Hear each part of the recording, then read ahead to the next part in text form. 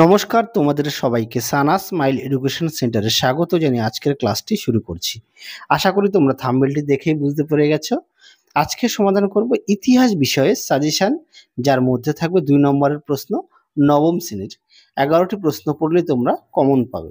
একবার হলো দেখে নাও এই সাজেশনটি। চলো দেরি না করে মূল বিষয়ে যাওয়া যাক। তোমাদের গুরুত্বপূর্ণ প্রশ্ন দেওয়া আছে, অবশ্যই দেখো। এছাড়াও আগের ভিডিওতে বাকি বিষয়ও দেওয়া আছে। চলো প্রথমে দেখো, একে আছে মেটার্নিকের যুগ কোন সময়কালকে বলা হয়। খুব গুরুত্বপূর্ণ প্রশ্ন। দুয়ে দেখো কোন যুগকে এবং কেন জাতিসমূহের যুদ্ধ বলা হয়। 3 দাগের প্রশ্ন দেখো, দ্বিতীয় বিশ্বযুদ্ধ কেন হিটলারের যুদ্ধ নামে পরিচিত। 4 দাগে দেখো আটলান্টিক সনদ বলতে কি বোঝো। 5 দাগের প্রশ্ন দেখো, ফিজিওক্র্যাটস কারা ছিলেন। খুব গুরুত্বপূর্ণ প্রশ্ন। দেখো প্রশ্নটি তোমরা যদি পারো প্রশ্নগুলো একটু কষ্ট করে খাতায় লিখে নিয়ে পড়বে, তাহলে তোমাদের পড়তে সুবিধা হবে। পরবর্তী প্রশ্ন দেখো 6 দাগের, ফেব্রুয়ারির বিপ্লব গুরুত্ব কি ছিল। খুব গুরুত্বপূর্ণ প্রশ্ন। 7 দাগে দেখো ক্যাশ অ্যান্ড ক্যারি নীতি কি। 8 দাগের প্রশ্ন দেখো সেরাজেভো হত্যাকাণ্ডের গুরুত্ব কি। খুব গুরুত্বপূর্ণ প্রশ্ন। 9 দেখো থার্মিডোরীয় প্রতিক্রিয়া কি। এই প্রশ্নটাও আসে পরীক্ষায়। 10 দাগে দেখো স্পেনীয় ক্ষত কি। খুব গুরুত্বপূর্ণ প্রশ্ন, তোমরা অবশ্যই ভালো করে পড়বে। পরবর্তী প্রশ্ন দেখো 11 দাগের, স্পেনের গৃহযুদ্ধকে দ্বিতীয় বিশ্বযুদ্ধের মহড়া বলা হয় কেন। খুব গুরুত্বপূর্ণ প্রশ্ন, পরীক্ষায় খুব আসে। দেখো প্রশ্নটি।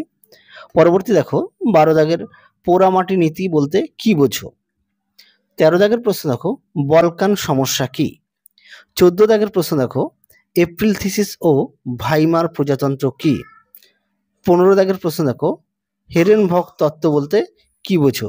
এই প্রশ্নটি গুরুত্বপূর্ণ, পরীক্ষায় খুব আসে, তোমরা অবশ্যই ভালো করে পড়বে। পরবর্তী প্রশ্ন দেখো 16 দাগের, আফ্রিকাকে অন্ধকারাচ্ছন্ন মহাদেশ বলা হয় কেন। এই প্রশ্নটিও গুরুত্বপূর্ণ। 17 দাগে দেখো জাতিসংঘের ব্যর্থতার কারণ লেখো। 18 দাগের প্রশ্ন দেখো বাস্তিল দুর্গের পতনের গুরুত্ব কি। 19 দাগে দেখো ভেটো কি। খুব আসে ভেটো কি। 20 দাগে দেখো ফ্যাসিবাদ ও নাৎসিবাদের মধ্যে দুটি সাদৃশ্য লেখো। এই সাজেশনের মধ্যে যে কটা প্রশ্ন দেওয়া আছে প্রতিটা প্রশ্নই গুরুত্বপূর্ণ, আর তোমাদের আগের ভিডিওতে নমুনা সেট দেওয়া আছে, সেটাও দেখো। পরবর্তী প্রশ্ন দেখো 21 দাগের, রক্ত ও লৌহ নীতি কি।